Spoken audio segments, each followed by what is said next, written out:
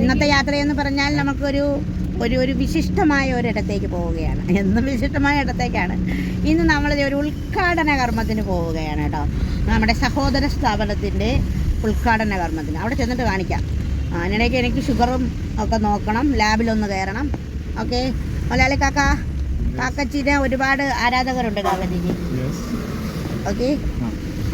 Hi hi hi hi. ഒരു ഹോട്ടലിന്റെ ഉദ്ഘാടനം നടക്കാൻ നമ്മളെ ഏറ്റവും അടുത്ത സുഹൃത്ത്, ഏറ്റവും സഹോദര തുല്യൻ, ഏറ്റവും നൈമിത്രയുടെ ഹാർട്ട് ആണ് പുള്ളിക്കാരൻ. ഒരു റെസ്റ്റോറൻറ്റ് ഇന്ന് ഉദ്ഘാടനമാണ്, അതിനാണ് നമ്മൾ പോകാൻ പോണേ.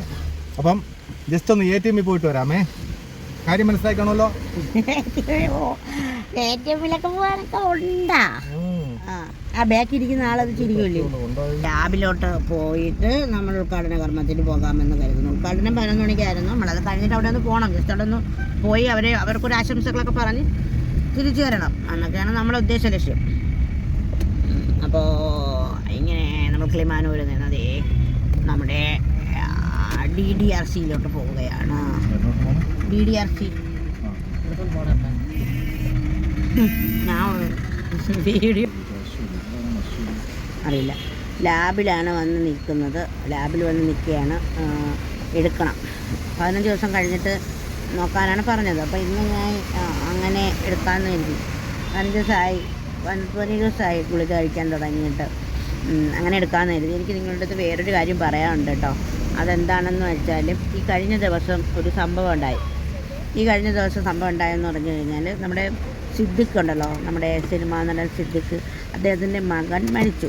ഒരു സ്പെഷ്യൽ ചൈൽഡായിട്ട് വളർന്നു വന്ന ഒരാളുടെ മൂത്ത മകൻ, സാപ്പി എന്ന് സ്നേഹത്തോടെ വിളിച്ചിരുന്ന മകനായിരുന്നു. അപ്പോൾ മോനിങ്ങനെ മരിച്ചപ്പോഴത്തേക്കും എല്ലാ സോഷ്യൽ മീഡിയ പ്ലാറ്റ്ഫോമിലും ഇങ്ങനെ വന്നു. നമ്മളിങ്ങനെ സിദ്ദിഖ് കരയുന്നതും ഇതിൽ സഹിക്കാൻ പറ്റാത്തതുമായ കാര്യങ്ങളൊക്കെ. അപ്പോൾ അതിൽ ഒരു ഓൺലൈൻ ചാനൽ തന്നെ, നിങ്ങൾക്കൊക്കെ കുറേ പേർക്കൊക്കെ അറിയാം, ഞാൻ അധികം ചാനൽ കാണുന്നതല്ല, മറുനാടൻ ചാനൽ അന്നൊരു വീഡിയോ ഇട്ടിരുന്നു. അപ്പോൾ സിദ്ദിഖിനെ വിളിക്കുകയും അദ്ദേഹം ഭയങ്കര പൊട്ടിക്കരഞ്ഞുകൊണ്ട് സഹിക്കാൻ പറ്റുന്നില്ല ഷാജൻ എന്ന് പറയുകയൊക്കെ ചെയ്തെന്ന് പറഞ്ഞു. അപ്പോൾ ഷാജൻ മറുനാടൻ്റെ ഷാജൻ സാർ പറയുന്നത് ഇങ്ങനെയാണ്: വളരെ സ്നേഹത്തോടു കൂടിയാണ് ഡിസബിലിറ്റിയുള്ള മക്കളെ ചില മാതാപിതാക്കൾ വളർത്തുന്നത്. അവർക്ക് നഷ്ടപ്പെടുമ്പോൾ ഭയങ്കര ഒരു ബുദ്ധിമുട്ടാണ് എന്നൊക്കെ. അവർക്കൊരു നാണക്കേടുമില്ല. അവരെ കൊണ്ടു നടക്കാൻ, അവർ പൊതു ആൾക്കാരുടെ ഇടയിൽ കൊണ്ടുപോകാൻ ഒരു നാണക്കേടുമില്ല. അവർക്കൊരു മാനക്കേടുമില്ല അവരെ പ്രദർശിപ്പിക്കുന്നതിന്, അവരെ അല്ലെങ്കിൽ എന്നൊക്കെ. അത് പറഞ്ഞപ്പോഴാണ് ഓർത്തത്. എൻ്റെ ഒരു ബന്ധു, എൻ്റെ അടുത്ത ബന്ധു, രക്തബന്ധു, എപ്പോഴും എന്നോട് പറയുമായിരുന്നേ, എൻ്റെ കല്യാണത്തിന് നിന്നെ ഞാൻ വിളിക്കും കേട്ടോ, നീ വരണം. എനിക്കൊരു നാണക്കേടുമില്ല നിന്നെ അവിടെ കൊണ്ടുപോകാൻ. എനിക്ക് ഒരു നാണക്കേടുമില്ല നിന്നെ ആൾക്കാരുടെ മധ്യത്തിൽ നിന്നെ ഇറക്കാൻ.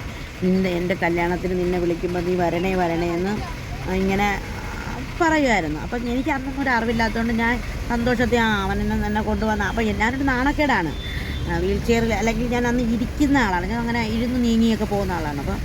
അപ്പോൾ ഞാനൊരു നാണക്കേടാണെന്നാണല്ലോ ഇവരൊക്കെ ചിന്തിച്ചിരിക്കുന്നതെന്നുകൊണ്ട് ബോധ്യമൊന്നും എനിക്കില്ല. അപ്പോൾ ഞാൻ എന്നെ അവൻ വിളിക്കുമല്ലോ എന്നൊക്കെ പറഞ്ഞു. പക്ഷെ അവൻ്റെ കല്യാണം സമയം വിളിച്ചതൊന്നുമില്ല. വീട്ടുകാരെയൊക്കെ വിളിച്ചു. അവർ കല്യാണത്തിനൊക്കെ പോയി, പോയി. അപ്പോൾ ഞാൻ പിന്നെ ശരി, അതൊക്കെ ഞാൻ അങ്ങ് വിട്ട്.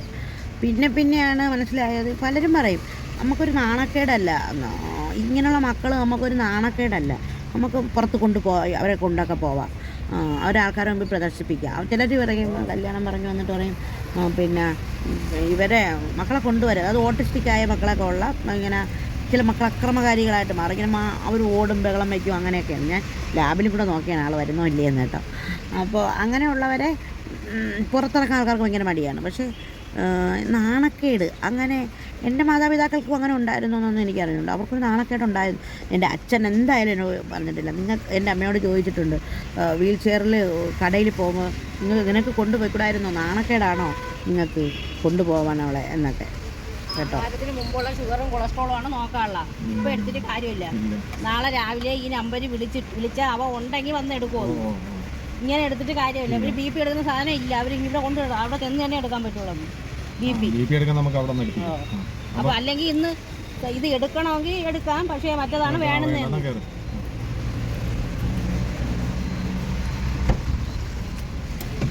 അപ്പോൾ ലാബിൽ അങ്ങനെയാണ്. നമ്മൾ രാവിലെ നോക്കില്ല, ആകാലത്തിന് മുമ്പ് നമ്മൾ കഴിച്ചല്ലോ. അപ്പം ഞാൻ മറ്റു കാര്യത്തെക്കുറിച്ച് പറയുമ്പോൾ ബ്ലഡ് നോക്കാൻ കഴിഞ്ഞില്ല, നമ്മളിവിടെ നിന്ന് പോവുകയാണ്.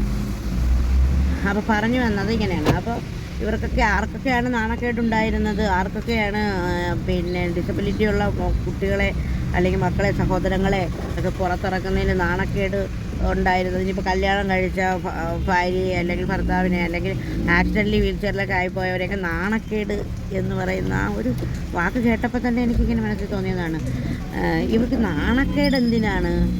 ഒരവസ്ഥയല്ലേ വയ്യാതാവുന്നത്. ഒരു ക്യാൻസർ പേഷ്യൻ്റാണ്, അവരെ പുറത്ത് കൊണ്ടുപോകാൻ നാണക്കേടാണോ വീട്ടുകാർക്ക്?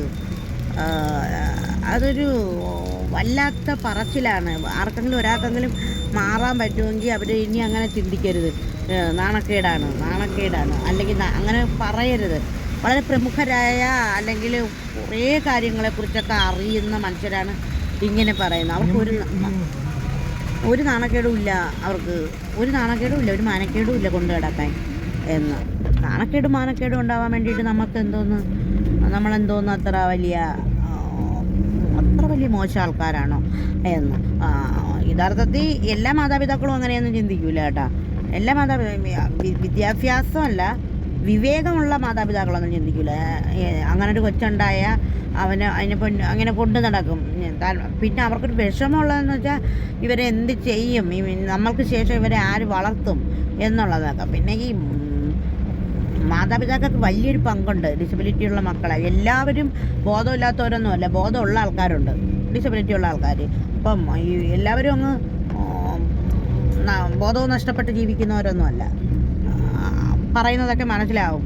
തിരിച്ച് എന്തെങ്കിലും പറയുമ്പോൾ പിന്നെയും ഇവരുടെ സഹായം തേടണമെന്ന രീതിയിൽ നന്നായിട്ട് മക്കളെ ദ്രോഹിക്കുന്ന മാതാപിതാക്കളും ഉണ്ട് ഈ കൂട്ടത്തിൽ.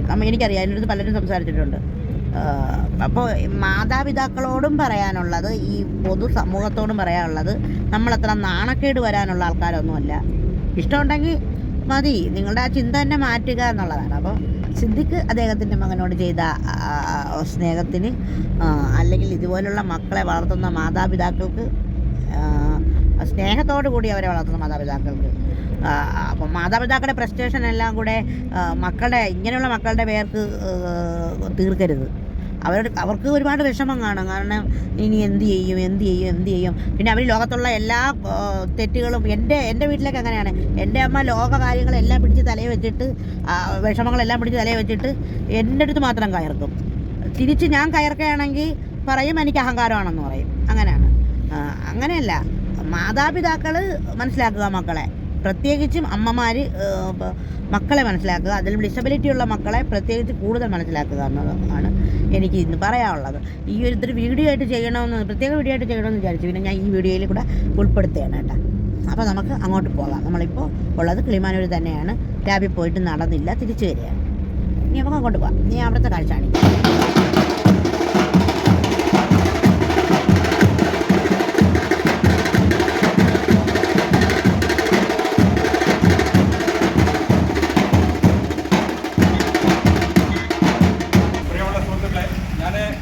കൈതോട് ഒരു 3 വർഷത്തിലധികമായിട്ട് ഇതുപോലൊരു റെസ്റ്റോറൻറ്റ് ഫുഡ് കോർട്ട് നടത്തുന്ന ആളാണ്. മുമ്പോട് വന്ന് ഒരു സ്ഥാപനം തുടങ്ങുന്ന ആഗ്രഹമുണ്ടായിരുന്നു. അത് സാക്ഷാത്കരിക്കപ്പെടുകയാണ്. എല്ലാവരുടെയും അനുവാദത്തോടെയും ആശീർവാദത്തോടും കൂടി ബാബു സാഹചര്യത്തിൻ്റെ നാടൻ ഉദ്ഘാടനം നിർവഹിക്കുകയാണ്.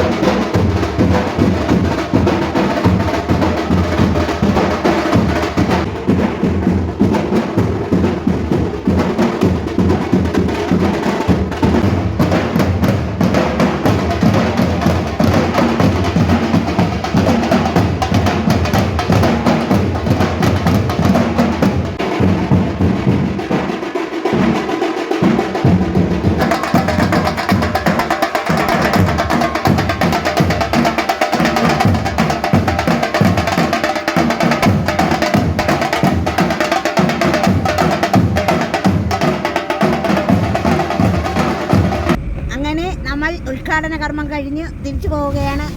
നമ്മുടെ സഹോദര സ്ഥാപനമാണ് തുമ്പോടുള്ള ദമാം ഫുഡ് കോർട്ട് ഐറോസ് സഹോദര സ്ഥാപനമാണ്. ഇങ്ങനെ കുറേ നല്ല മനുഷ്യന്മാർ കിളിമാനൊരുന്ന നിലമയെന്നും നമുക്ക് കിട്ടിയിട്ടുണ്ട്. അതിലൊരാളാണ് നസറുള്ള കാക്ക, വഹീദ. അപ്പോൾ അവരുടെ ഈ സംരംഭം വിജയിക്കട്ടെ എന്ന് സർവശക്തനായ തമ്പുരാനോട് ദുആ ചെയ്യുന്നു. ഓക്കെ, അപ്പോൾ എല്ലാവരും പ്രാർത്ഥിക്കൂ, ഒരു നിമിഷം പ്രാർത്ഥിക്കൂ. എല്ലാവരും അവർക്ക് വേണ്ടി അവരുടെ ഈ എല്ലാവരും സംരംഭകരായി ഈ നാട് വികസിക്കണമെന്നാണ്. അപ്പോൾ പിന്നെ ഡോക്ടർമാരും എഞ്ചിനീയർമാരും വേണം. പക്ഷേ ഇവിടെ സംരംഭകർക്ക് വളർച്ചയുണ്ടാവണം. ഇവിടെ ഓരോ സംരംഭകരും വളർന്നു വരണം. അത് ഫുഡ് കൊടുക്കുന്നവരെന്ന് പറയുമ്പോൾ ദൈവ തുല്യരാണെന്നാണ് എനിക്ക് തോന്നുന്നത്. കേട്ടോ? അപ്പോൾ കൊള്ളാറുന്നില്ലേ? ഡോക്ടർ എഞ്ചിനീയർമാരും മാത്രം പോരല്ലോ, സമൂഹത്തിന്റെ നാനാ വശങ്ങളുള്ള എല്ലാവരും വേണം. അതെ, അപ്പോൾ അതിലൊന്നാണ് സംരംഭകർ. അതിൽ ഏറ്റവും നല്ല പങ്ക് വഹിക്കുന്നവരാണ് സംരംഭകരെന്ന് പറയുന്നത്. ഈ സംരംഭം വളർന്നാൽ മാത്രമേ ഇവിടെ ഡോക്ടർ എഞ്ചിനീയറും ഒക്കെ ഉണ്ടാവുള്ളൂ. അതെ, ഓക്കെ. അപ്പോൾ എൻ്റെ പിറകിലിരിക്കുന്ന അവരുടെ വീട്ടിൽ എല്ലാവരും എഞ്ചിനീയർമാരാണ്.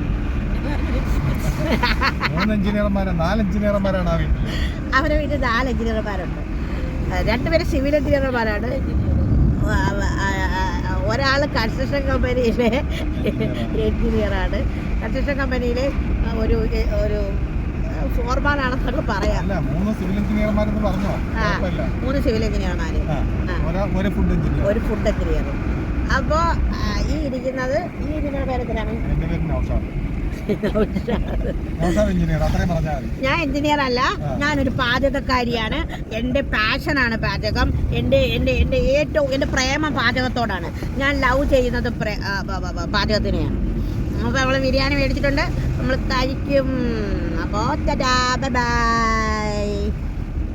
അങ്ങനെ ഉദ്ഘാടനം കഴിഞ്ഞ് വന്നപ്പോൾ ഞങ്ങൾ 2 ചിക്കൻ ബിരിയാണിയും വാങ്ങിയാണ് വന്നത്.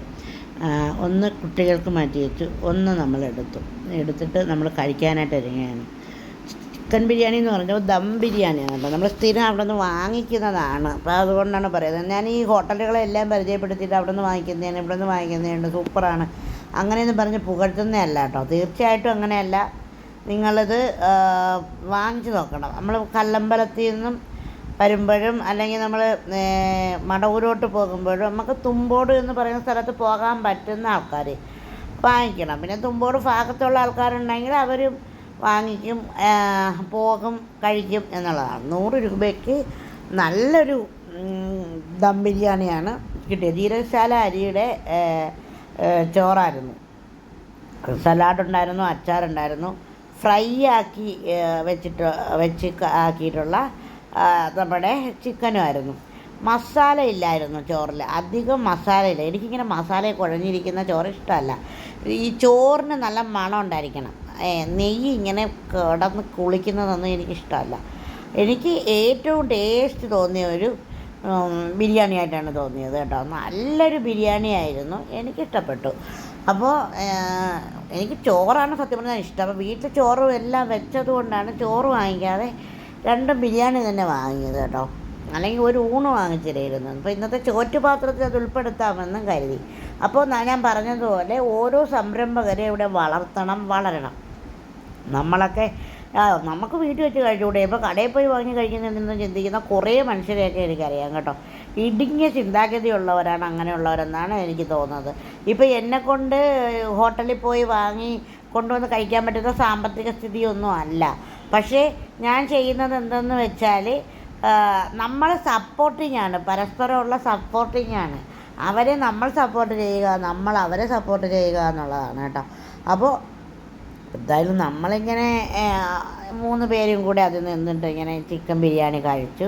പിന്നെ നമ്മൾ ചോറ്, ഞാൻ പിന്നെ കുറച്ച് ചിക്കൻ ബിരിയാണി കുറച്ച് കഴിച്ചിട്ട് കുറച്ച് ചോറും കഴിച്ചു. അങ്ങനെ അവരെല്ലാവരും അങ്ങനെ, നമ്മൾ 3 പേരും അങ്ങനെ തന്നെ കഴിച്ചത് കേട്ടോ. നല്ല ചിക്കൻ ബിരിയാണി ആയിരുന്നു. ഒരുപാട് വാങ്ങിച്ചോണ്ട് വരുന്നത് ശരിയല്ലല്ലോ. അപ്പോൾ നമ്മുടെ വീട്ടിൽ ചോറും കറികളും ഒക്കെ വെച്ച് പിന്നെ നമ്മൾ അവിടെ എന്താണ് ഉണ്ടായിരിക്കുന്നതെന്നൊന്നും അറിയത്തുകൂടി ഇല്ലായിരുന്നു. അപ്പോൾ നമുക്ക് വീട്ടിൽ ചോറ് വയ്ക്കാതിരിക്കാനും കഴിയില്ലല്ലോ. അപ്പോൾ സലാഡൊക്കെ ഉണ്ടായിരുന്നു. നല്ല അവിടുത്തെ സ്നേഹമാണ്, അവിടുത്തെ എന്താണ് വഹീദ, പിന്നെ നല്ല സ്നേഹമുള്ള ആളാണ്, നല്ലോണം പാചകം ചെയ്യുന്ന ആളാണ്. അതുകൊണ്ടാണ് ഇത്ര ടേസ്റ്റി ആയിട്ടുള്ളൊരു പാചകം അവിടെ നിന്ന് അല്ലെങ്കിൽ ഒരു ഊണ് കിട്ടുന്നത് കേട്ടോ. അപ്പോൾ അവർക്ക് ആശംസകൾ, നിങ്ങൾ അവർക്ക് വേണ്ടി പ്രാർത്ഥിക്കണം. ഒരുപാട് സ്നേഹത്തോടെ ദീജ.